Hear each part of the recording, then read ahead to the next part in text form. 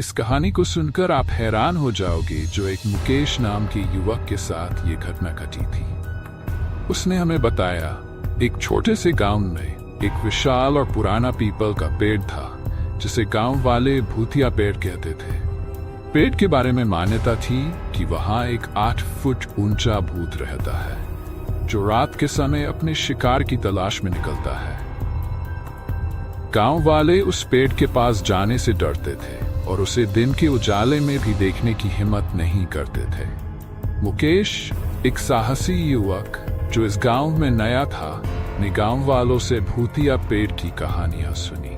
उसने यह सब सुनकर तय किया कि वह इस रहस्यमय भूत को चुनौती देगा। उसकी हिम्मत और उत्सुकता ने उसे रात के समय पेड़ के पास जाने पर मजबूर किया।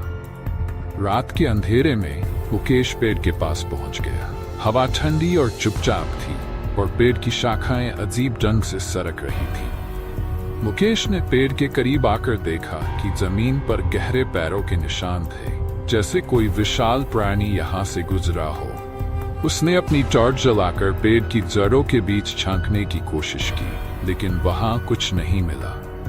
अचानक एक भयावह आवाज गूंजने लगी। मुकेश ने देखा कि एक विशाल छाया धीरे धीरे पेड़ के ऊपर से उतर रही थी। भूत की आंखें लाल और चमकदार थीं और उसकी ऊंचाई करीब 8 फुट थी। भूत की हड्डियां उभरी हुई थी और उसकी त्वचा जैसे सड़ी हुई थी। मुकेश का दिल धड़कने लगा, लेकिन उसने डर को नजरअंदाज करने की कोशिश की और पेड़ की ओर बढ़ा। भूत ने मुकेश को देख लिया और उसकी ओर बढ़ने लगा। मुकेश ने अपनी हिम्मत जुटाई और पेड़ के आसपास छिपने का प्रयास किया। भूत की चाल धीमी थी, लेकिन उसकी ताकत और क्रूरता स्पष्ट थी। मुकेश को लगा कि वह भूत के सामने कहीं नहीं छुप सकता। वह तुरंत पेड़ के नीचे एक पुरानी मिट्टी की खोदी हुई जगह की ओर बढ़ा, जिसमें कुछ पुरानी वस्तुएं पड़ी थीं। उसने एक पुराना ताबीज देखा और उसे छूने का साहस किया। जैसे ही उसने ताबीज को छुआ, अचानक एक तेज रोशनी चमकी और भूत की चीखें गूंजने लगीं। भूत ने ताबीज की ओर बढ़ने की कोशिश की, लेकिन जैसे ही उसने ताबीज को छुआ, उसकी ताकत कम होने लगी। मुकेश ने समझा कि ताबीज भूत को नियंत्रित कर सकता है। उसने ताबीज को अपने पास रखा और भूत से लड़ने की योजना बनाई। भूत को हराने के लिए मुकेश ने ताबीज को हवा में लहराया और उसके चारों ओर मंत्र पढ़ने लगा।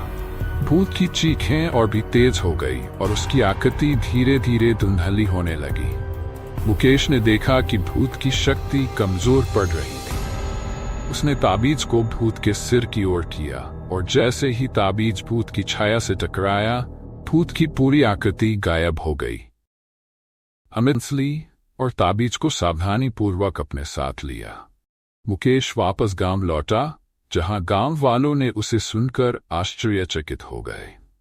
उसने उन्हें बताया कि भूत अब हार चुका है और पेड़ की ओर जाने की जरूरत नहीं है। गांव वालों ने भी पेड़ के पास जाना छोड़ दिया और अब वह ताबीज की पूजा करने लगे। मुकेश ने भूतिया पेड़ की रहस्यमयी शक्तियों से निपटकर साबित कर दिया कि साहस और बुद्धिमत्ता से किसी भी अंधेरे को पराजित किया जा सकता है। अब भूतिया पेड़ गांव की धरोहर बन गया है, लेकिन उसका डर और भयानक ताकत अब बस एक पुरानी कहानी बनकर रह गई है।